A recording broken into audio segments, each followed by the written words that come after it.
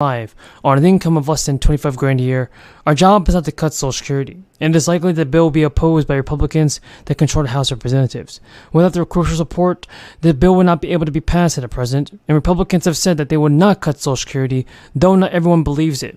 The support offered by the programs is crucial for millions of Americans to live, and according to this press release from the Senator Sanders, nearly 40% of seniors on Social Security rely on it for a majority of their income, and 1 in 7 rely on it for more than 90% of their income.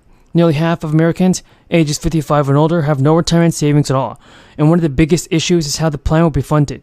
Worries persist that without the further funding, that by 2035, Social Security will no longer be able to claim their full benefit. In March, the Social Security Board of Trustees released their annual report on the financial status of the Social Security Trust Funds.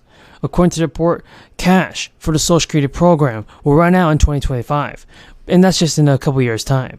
If more funds are not directed to the program, there will be big problems. The next payment for SSI is May 1st. You should have received Social Security on April 3rd and SSI on April 1st if you began receiving it in May 1997. Now, inflation's grips on businesses is actually loosened greatly in March, and you should have received Social Security, everybody, many times. But now, folks, the U.S. government said plunging energy prices pulled the producer price index down 0.5% in March from February. It marks the biggest decrease in producer prices in 3 years and follows the reports showing easing inflation on broader consumer prices. Producer prices, also known as wholesale costs, track prices in the production process before they reach the consumer. As a result, the producer price index can nearly provide early insight of where inflation is headed. And lower prices paid by businesses on materials and other items means they are less likely to raise prices in the months ahead. Plus, businesses have spent much of 2022 raising prices on everything from food to clothing to restaurant meals and to even offset higher costs. In many cases, companies register profit growth because of the price increases. Consumers, meanwhile, have become more cautious and even cut spending. It all depends on your age, when you began claiming benefits in your average index monthly earnings.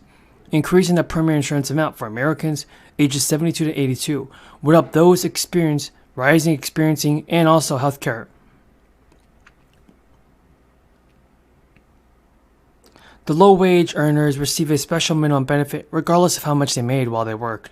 In 2023, a lifetime low working earner would receive $12,000 in Social Security benefits or $1,000 a month. Biden intends to increase the minimum benefit to 125% of the federal poverty level for an individual. An example in 2023 is someone receiving a special minimum benefit will receive $1,500 per month with the boost. However, any Social Security overall plan would require the bipartisan support in Washington, and so far Democrats and Republicans haven't been able to see eye to eye in some ways.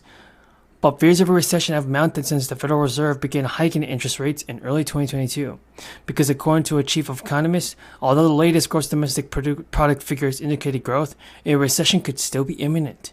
With rampant inflation, Americans are grappling with wages that struggle to keep up with the rising cost of living and things like this. But just about 28% of people say they approve of a fourth stimulus check. We've all seen content creators. Do you agree with this, everybody? Tell me in the comments down below. So will you be receiving a stimulus check this month? I know that's the question that many of you want to be answered. Listen to this. You are eligible to receive more stimulus checks from a new federal program. This is really great because it's going to help so many people that are financially struggling due to the crisis. So remember, folks, on this channel, I always do my very best in providing you with the most up-to-date and reliable stimulus check and Social Security news. So it really means a lot to me if you could subscribe to the channel. An executive order to ensure that the federal government puts you, the American people, at the front of the line and for first in everything we do. I'm directing 17 agencies here to focus on more than 30 key areas to make it easier to apply for services and benefits that they're entitled to, they paid for, theirs, their government. Now back to the breaking news, folks. The Restaurant Meals program also covers people with disabilities and people experiencing homelessness. The program is most widely available in California and Arizona. But some really good news is that many states across the country are beginning to have this program available. States like Maryland and Illinois are starting up their operations for this relief program right now, which is really good to know.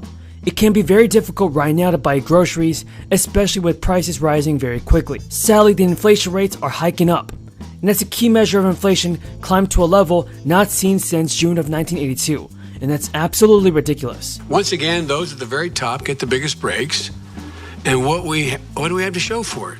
Even our Republican friends are now beginning to admit there's no evidence these tax cuts are being put to work in the economy. No new growth, just more debt.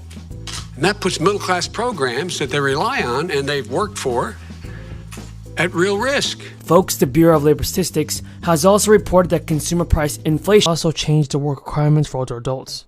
The new agreement will now expand work requirements for adults 50 to 54 years old, and currently SNAP dictates that adults 18 to 49 can only receive checks for 3 months out of every 3 years, unless they work at least 20 hours a week. Experts have said this puts 750,000 older adults ages 50 to 54 at risk of losing food assistance. Veterans and kids aiding out of foster care and homelessness are exempt from this new changes. These changes are expected to be in place until 2030, and there are new exemptions to the rule. Experts have said that SNAP governments in charge of administering SNAP can waive the work requirements for areas with high levels of unemployment. SNAP departments in Pennsylvania, for instance, New Jersey have already planned to apply for new waivers depending on what the USDA will allow.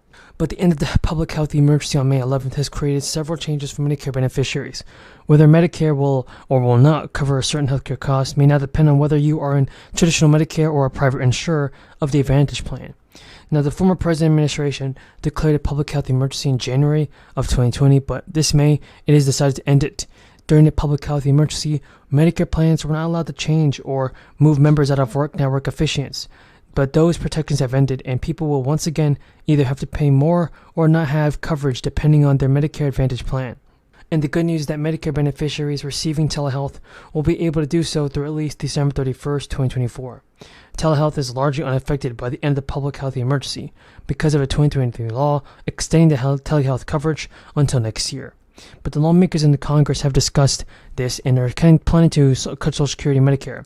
Americans are not happy with that, and few Americans would be okay with that, some politicians having suggested to shore up the programs. 80% say they oppose reducing the size of Social Security benefits, and 67% are raising against the monthly premiums for Medicare. What do you think is going to happen now, folks? Will Joe Biden get the job done in time for the fourth stimulus checks? I believe there is a chance that he can do it, folks, and he definitely should be sending out the stimulus payments by 2021. There you go, Mr. Secretary. Let me begin by saying I know there are millions of Americans in this country who feel disappointed and discouraged or even a little bit angry about the court's decision today on student debt.